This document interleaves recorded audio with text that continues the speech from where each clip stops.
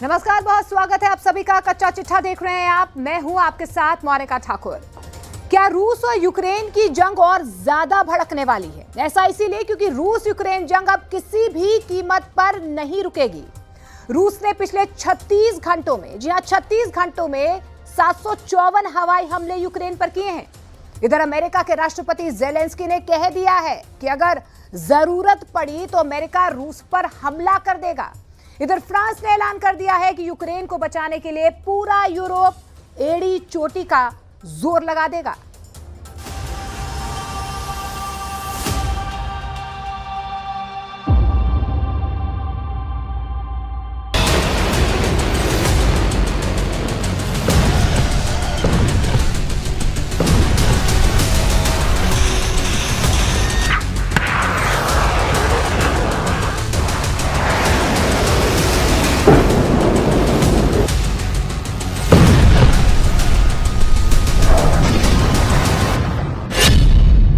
Ukraine का भस्म होना तय, पुतिन से लड़ने को तैयार अमेरिका फ्रांस।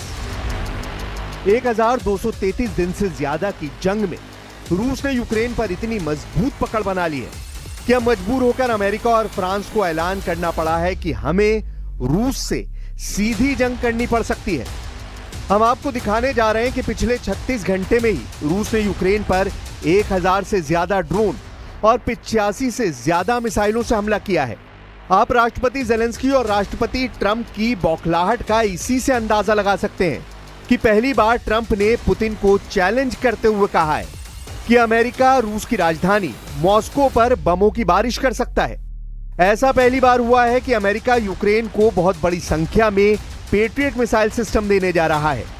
ऐसा पहली बार हो रहा है कि फ्रांस के राष्ट्रपति मैक्रोन ने भी ऐलान कर दिया है कि फ्रांस और पूरा यूरोप यूक्रेन को किसी भी कीमत पर जंग हारने नहीं देगा, किसी भी कीमत पर यूक्रेन पर रूस का कब्जा नहीं होने देगा। अमेरिका फ्रांस के इन बयानों के बाद से यूक्रेन पर रूस के हमलों में 10 गुना तेज वृद्धि दर्ज करने के दावे किए जा रहे हैं। हम आपको पिछले 36 घंटों के हमलों और उनका विश्लेषण और तेज होते युद्ध का वो सच दिखाने जा रहे हैं जो साबित करता है कि बहुत जल्द अब दुनिया तीसरे विश्व युद्ध की आग में जलने जा रही है। यूक्रेन पर होगा पूरा कब्जा, पुतिन के पास सिर्फ 90 दिन। जिस रफ्तार से इस वक्त रूसी सेना यूक्रेन के 5 प्रांतों यानी बड़े इलाकों पर अंधाधुंध हमले कर रही है, उससे साबित होता है कि रूस ने अपने स्पेशल मिलिट्री ऑपरेशन बेहद तेज कर दिया है। खासतौर से ट्रंप और पुतिन के बीच 60 मिनट फोन पर हुई लंबी बातचीत के बाद यूक्रेन पर हमलों में बेतहाशा तेजी देखी गई है। हैरानी की बात तो यह है कि जो राष्ट्रपति ट्रंप यूक्रेन को हथियार देने से मना कर रहे थे, वो अब न सिर्फ यूक्रेन को हथियार देने के लिए उतावले हो गए हैं, बल्कि जरूरत पड़ने पर रूस से सीधी जंग करने का संकेत भी दे दिया है। सबसे पहले आप ये जान लीजिए कि आखिर इस वक्त रूस के हमलों में ऐसा क्या है कि अब अमेरिका और फ्रांस जैसे देश रूस से सीधी जंग करने का ऐलान करने लगे हैं। इन्हीं धमकियों को देखने के बाद अब रूस की तरफ से यूक्रेन पर हमले 10 गुना बढ़ चुके हैं। जरा इन आंकड़ों को देखिए। रूस के 10 गुना हमले, जल गए यूक्रेन के 5 इलाके। पिछले 36 घंटों में रूसी हमलों ने यूक्रेन की राजधानी कीव में कोहराम मचा दिया है। यूक्रेनी राष्ट्रपति व्लादिमीर जेलेंस्की ने रूस पर 18 मिसाइलें और लगभग 400 हमलावर ड्रोन दागने का आरोप लगाया है। यह हमला ज्यादातर कीव और आसपास के इलाकों को निशाना बनाकर किया गया और लगभग 10 घंटों तक चलता रहा। जेलेंस्की ने एक्स पर लिखा, ये रूस द्वारा आतंक का स्पष्ट विस्तार है। हर रात सैकड़ों ईरानी शाहिद ड्रोन से लगातार हमले यूक्रेनी शहरों पर बड़े पैमानों पर हो रहे हैं। रूसी सेना ईरान निर्मित शाहिद ड्रोन का बड़े पैमाने पर इस्तेमाल कर रही है। इससे पहले जेलेंस्की ने दावा किया था कि रूस से जंग जब से शुरू हुई है तब से अब तक 28,743 से ज्यादा ईरान के शाहिद 136 ड्रोन से हमले कर चुका है। पिछले 18 घंटों में ही कीव में रूसी हमलों में 2 से ज्यादा लोगों की मौत हो चुकी है और 16 से ज्यादा घायल हैं। ये मौत का आंकड़ा भी इसलिए हैरान कर रहा है क्योंकि कीव को अमेरिका और यूरोप के एयर डिफेंस सिस्टम से मजबूत हवाई हमलों से सुरक्षा दी गई है, लेकिन उसके बावजूद लोग कीव में मारे जा रहे हैं। यह हमला रूस द्वारा युद्ध के अपने सबसे बड़े हवाई हमले के एक दिन बाद हुआ, जिसमें 728 ड्रोन और 13 मिसाइलें शामिल थीं। अमेरिकी राष्ट्रपति डोनाल्ड ट्रंप ने यूक्रेन के लिए और अधिक रक्षात्मक हथियारों को भी मंजूरी दी है और रूसी राष्ट्रपति व्लादिमीर पुतिन द्वारा मॉस्को के आक्रमण को तेज करने पर निराशा व्यक्त की है। इधर जेलेंस्की ने नए रूसी हमलों पर कहा है कि इसके लिए जरूरी है कि हम तेजी से काम करें। रूस पर सख्त प्रतिबंधों को तेजी से लागू किया जाना चाहिए। हम आपको बता दें 10 जुलाई को ही रूसी हमले में यूक्रेन के चेर्निहिव, सूमे, पोल्टावा, क्रोवोग्राद और खार्किव क्षेत्र में भारी तबाही हुई है। वहीं रूसी रक्षा मंत्रालय का दावा है कि उसकी सेना ने काला सागर, बेलगोरोड, कुर्स्क, क्राइमिया और पेंजा के ऊपर 17 यूक्रेनी ड्रोनों को रोका था।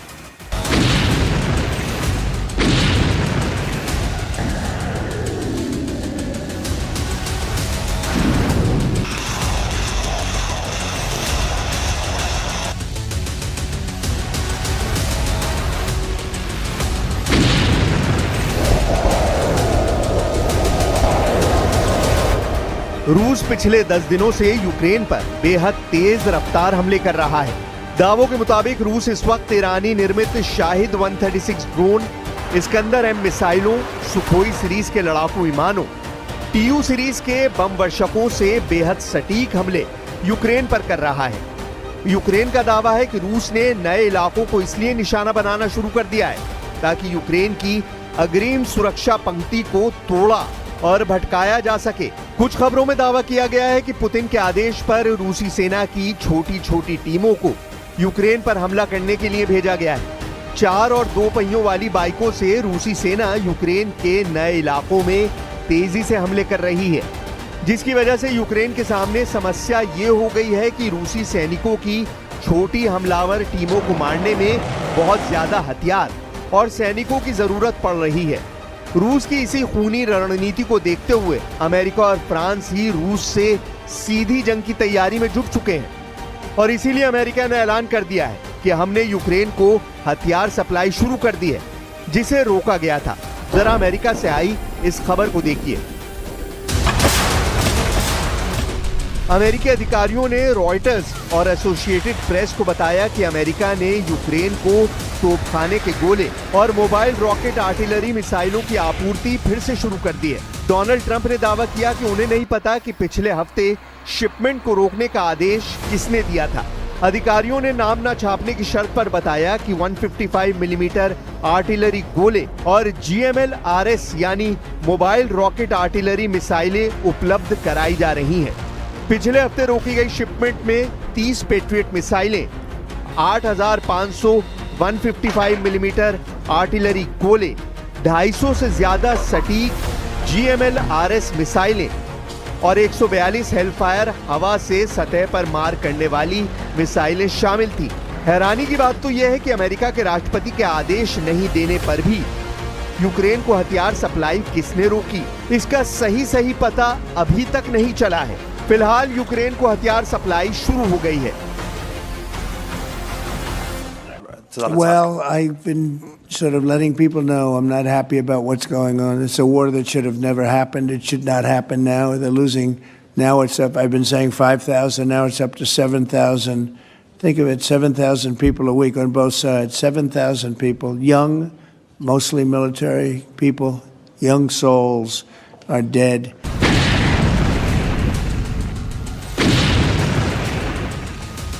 चौबीस फरवरी 2022 से अब तक रूस यूक्रेन के 1,61,000 वर्ग किलोमीटर इलाके पर कब्जा कर चुका है। यह यूक्रेन की कुल जमीन का लगभग 27% है।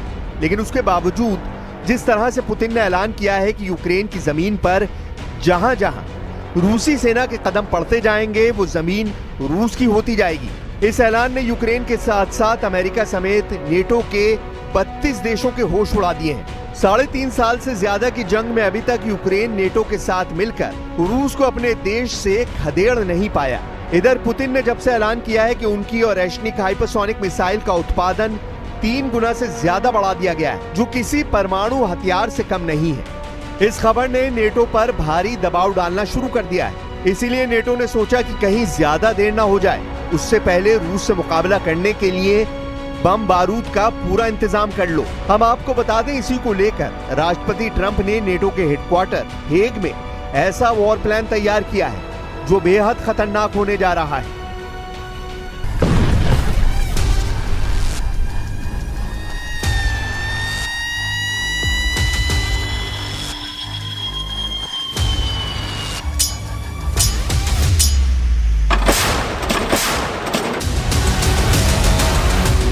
इधर रूस इन धमकियों से बेपरवाह बड़े हमले करते जा रहा है।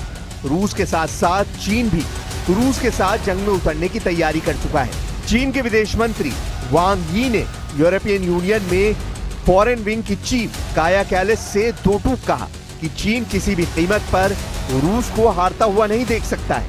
रूस के हारने का मतलब होगा कि अमेरिका का अगला टारगेट चीन होगा। इसीलिए चीन रूस का जंग में आखिरी दम तक साथ देगा और रूस को हारने नहीं देगा। इधर पुतिन ने सेना से साफ कहा है कि वो जल्द से जल्द उन 4 इलाकों पर पूरी तरह से कब्जा कर ले जो रूस का मेन टारगेट है। मॉस्को ने इस बात पर जोर दिया है कि युद्ध के समाधान की दिशा में प्रगति इस बात पर निर्भर करती है कि यूक्रेन 4 यूक्रेनी क्षेत्रों पर मॉस्को के नियंत्रण को मान्यता दे। रूस चाहता है कि लुहांस्क, डोनेस्क, ज़ैपोरिज़िया और खैरसोन पर कब्जा माना जाए। रूसी सेना यूक्रेन के लगभग 5वें हिस्से पर कंट्रोल कर चुकी है। रूस अभी यूक्रेन के लगभग 27% हिस्से पर कब्जा किए हुए हैं, जिसमें क्राइमिया, लुहांस्क क्षेत्र का 99% से अधिक, डोनेस्क, ज़ैपोरिज़िया और खैरसन क्षेत्रों का 70% से अधिक तथा खार्किव, सुमी और दिप्रोपेट्रोव्स्क क्षेत्रों के कुछ हिस्से शामिल हैं। पुतिन ने हाल ही में यूक्रेन की सीमा से लगे सुमे क्षेत्र में एक बफर जोन बनाने की बात कही थी। इसका मकसद रूस के बॉर्डर इलाके जैसे कुर्स्क, ब्रायंस्क और बेलगोरेद को यूक्रेनी ड्रोन और तोपखाने के हमले से बचाना है। रूसी सेना ने सुमे के 4 गांवों नोवेंक, बासिवका, वेस्लिवका और जुरावका पर कब्जा कर लिया है, जो अब ग्रे जोन में।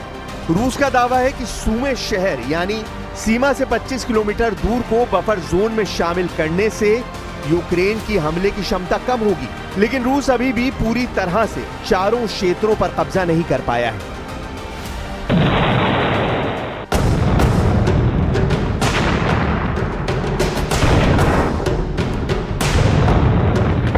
Сьогодні ж я говорив з президентом Трампом. Важлива розмова. Домовились про зустріч наших команд, щоб збільшити силу ППО.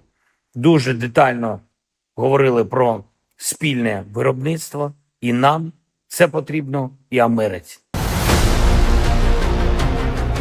अगर अभी भी नेटो और अमेरिका सीधे जंग में नहीं उतरे तो फिर रूस पूरे यूक्रेन पर कब्जा कर सकता है। नेटो देश जर्मनी, ब्रिटेन और फ्रांस ने खासतौर से राष्ट्रपति ट्रंप पर दबाव बनाना शुरू कर दिया है कि अगर रूस के खिलाफ मोर्चा नहीं खोला गया तो फिर रूस का अगला निशाना नेटो देश और यूरोप होगा।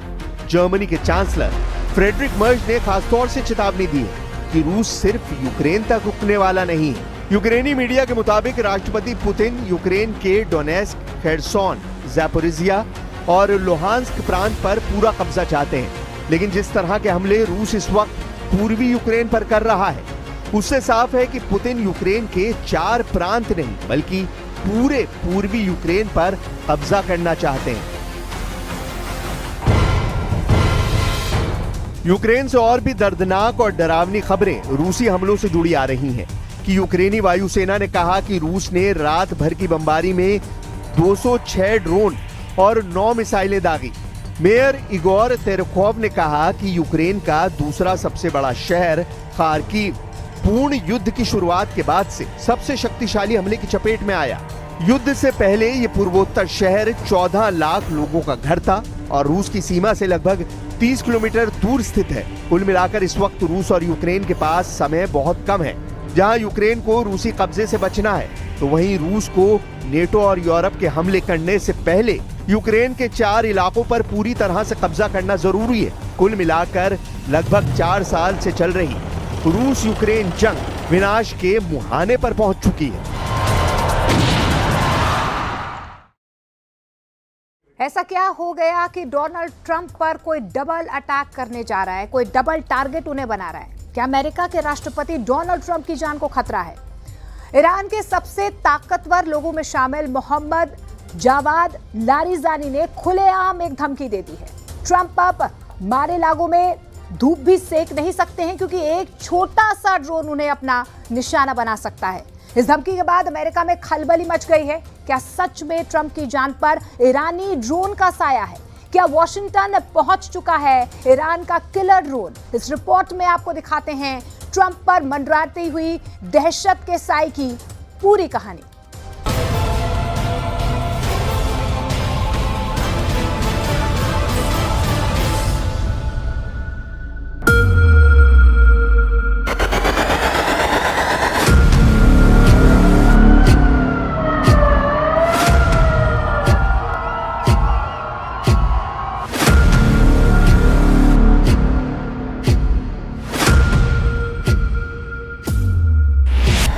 ट्रंप की हत्या के लिए $10 करोड़ की सुपारी।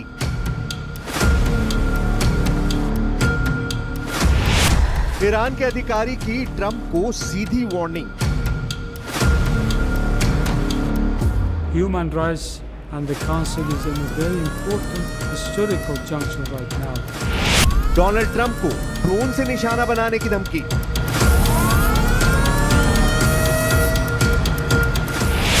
जावेद लारिजानी ने ट्रंप को भेजा मौत का पैगाम।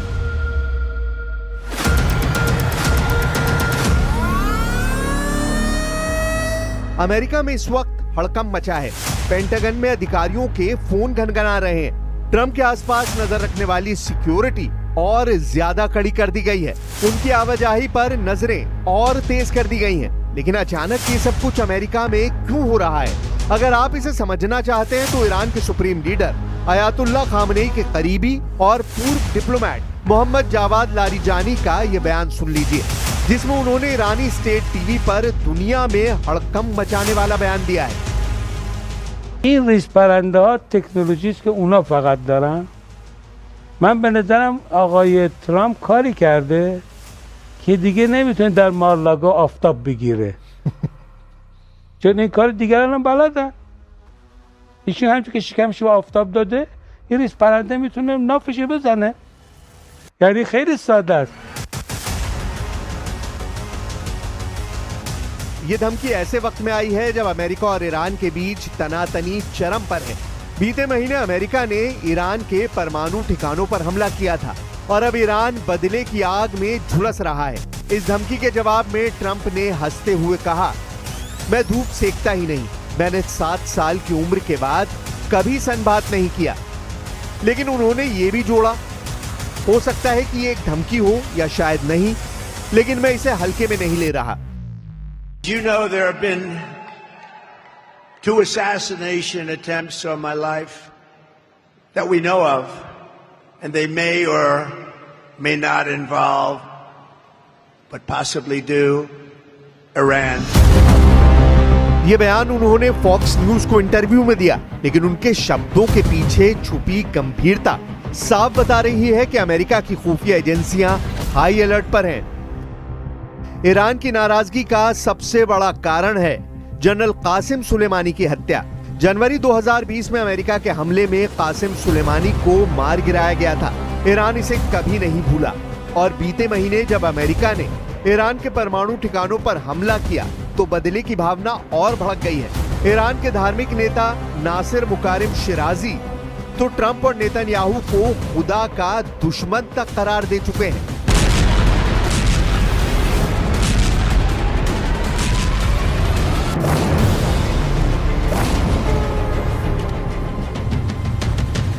तो क्या सच में ट्रंप को एक छोटे ड्रोन से मारने की साजिश बन रही है? दरअसल ईरान ने पिछले कुछ सालों में ड्रोन टेक्नोलॉजी में जबरदस्त तरक्की की है। पश्चिम एशिया में जंग के तमाम मोर्चों पर ईरानी ड्रोन्स ने बड़े पैमाने पर तबाही की है। ईरान का ड्रोन प्रोग्राम दुनिया के सबसे तेजी से बढ़ते हथियार कार्यक्रमों में से एक बन चुका है।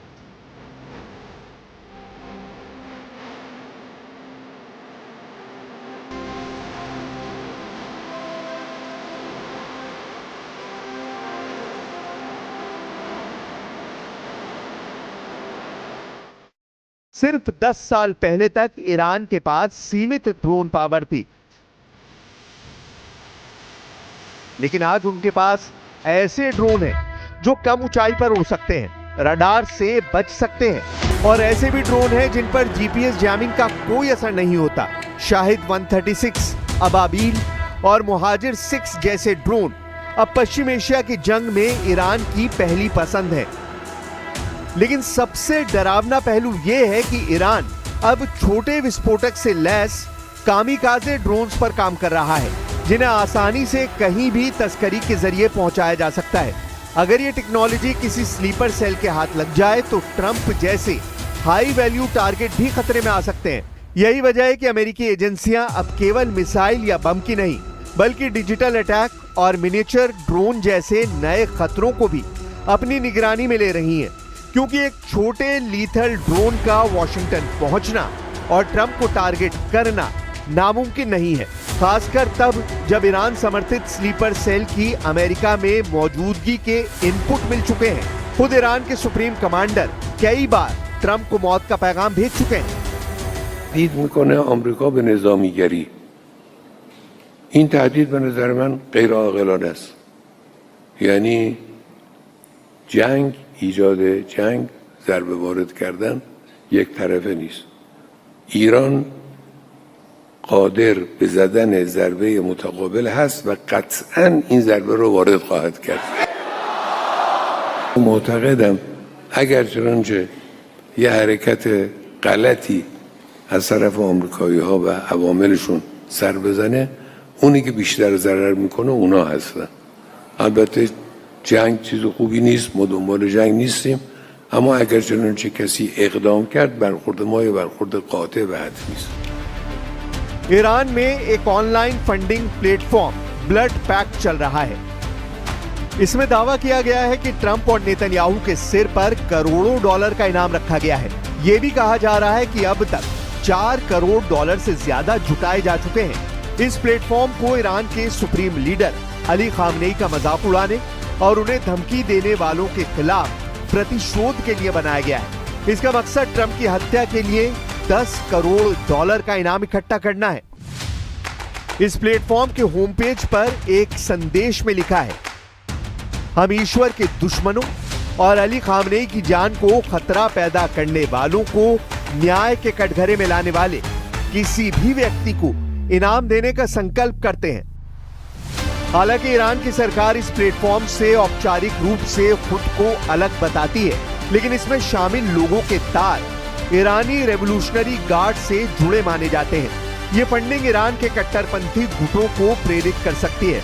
यानी ये माना जा रहा है कि अमेरिकी राष्ट्रपति डोनाल्ड ट्रंप और इजराइल के पीएम बेनियामिन नेतन्याहू को लेकर ईरान एक सीक्रेट मिशन के साथ आगे बढ़ रहा है।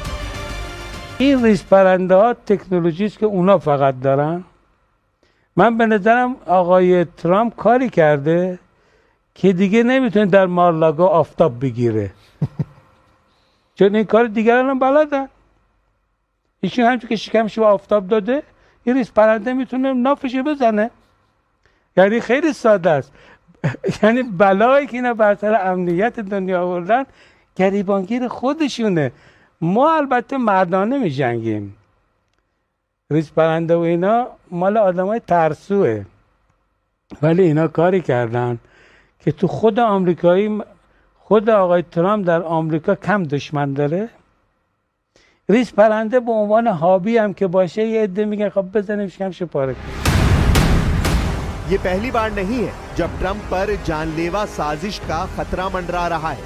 2024 में एफबीआई और डीओजे ने ईरानी इस्लामिक रेवोल्यूशनरी गार्ड्स के एक गुट की साजिश को नाकाम किया था। उनका मकसद था ट्रंप की हत्या करना। इसके अलावा 2022 में अमेरिका के पूर्व राष्ट्रीय सुरक्षा सलाहकार जॉन बोल्टन को भी मारने की योजना बनाई गई थी। ईरान की ये रणनीति, जिसे एसिमेट्रिक वॉरफेयर कहते हैं, इस तरह की जंग दुनिया भर में उनकी कूटनीतिक पहचान बन चुकी है। अमेरिकी राष्ट्रपति डोनाल्ड ट्रंप का सुरक्षा घेरा पहले ही बेहद मजबूत है, लेकिन अब मारे लागो में जहां उनका घर है, वहां सुरक्षा घेरे को और ज्यादा मजबूत कर दिया गया है। उनके घर के आसपास कई किलोमीटर के दायरे को सघन निगरानी में ला दिया गया है। ऐसा इसलिए भी है क्योंकि पिछले साल जुलाई महीने में भी डोनाल्ड ट्रंप पर जानलेवा हमला हो चुका है। डोनाल्ड ट्रंप पर यह जानलेवा हमला 13 जुलाई 2024 को किया गया था। उस वक्त ट्रंप पेंसिल्वेनिया के बटलर के पास एक रैली को संबोधित कर रहे थे। उस वक्त 20 साल के मैथ्यू क्रूक्स ने उन पर पास की ही एक छत से फायर किया था। इस हमले में गोली ट्रंप के दाहिने कान को छूते हुए निकल गई थी, जिसके बाद अमेरिका की सीक्रेट सर्विस के स्नाइपर ने आरोपी को मौके पर ही ढेर कर दिया था। We've been threatened very directly by Iran, and I think you have to let them know, because the best way to do it is through the office of the president, that you do any attacks on former presidents or candidates for president, your country gets blown to smithereens, as we say. यानी उस हमले में Trump की जान बाल-बाल बची थी, लेकिन इस वक्त ट्रंप के हालात बेहद संगीन है। ईरान के परमाणु ठिकानों पर अमेरिका का B-2 बॉम्बर तबाही मचाकर आया है। ईरान की सामरिक शक्ति को अमेरिका और इजराइल ने सीधी चुनौती दे रखी है। ईरान के कई मिसाइल ठिकानों को तबाह किया जा चुका है। यही नहीं, खामनेई के कई करीबी और ईरान के कई परमाणु वैज्ञानिक मौत की नींद सो चुके हैं। यही वजह है कि ईरान अमेरिका से भयानक बदला लेने की फिराक में बैठा है। इजराइल और अमेरिका की लाख कोशिशों के बाद भी ईरान दबने के मूड में नहीं है, और ईरान का यही रूप खामनेई के इस टीवी इंटरव्यू में साफ दिखाई दे रहा है, जिसमें वो ट्रंप को उनके घर में घुसकर मारने की धमकी दे रहे हैं। این ریز پرنده ها تکنولوژی است که اونا فقط دارن. من به نظرم آقای ترامپ کاری کرده که دیگه نمیتونه در مارلاگو آفتاب بگیره. چون این کار دیگران هم بلدن. ایشون همچون که شکمش به آفتاب داده، این ریز پرنده میتونه نافشو بزنه. یعنی خیلی ساده است. तो क्या इस बार ट्रंप के लिए हालात बदले हुए हैं? क्या ट्रंप की जान पर वाकई बड़ा खतरा है? एक्सपर्ट मानते हैं कि ट्रंप अमेरिका में सबसे ज्यादा सुरक्षा पाने वाले व्यक्तियों में शामिल हैं।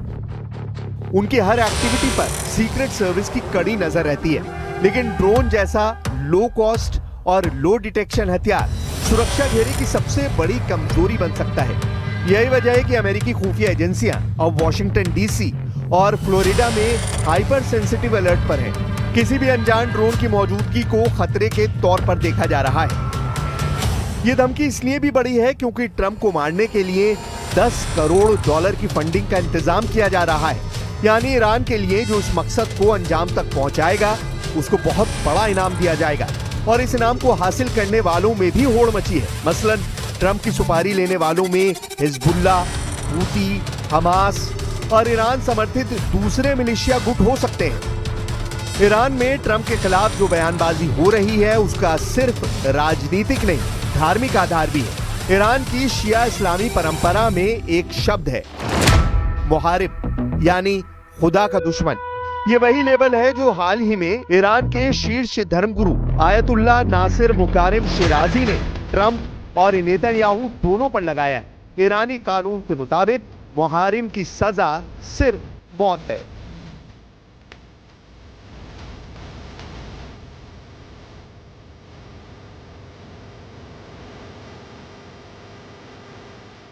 ईरान इस बात को धार्मिक युद्ध यानी जिहाद के रूप में प्रचारित कर रहा है। इससे सिर्फ आतंकवादी ही नहीं, बल्कि ईरान समर्थित मिलिशिया और स्लीपर सेल्स भी सक्रिय हो सकते हैं।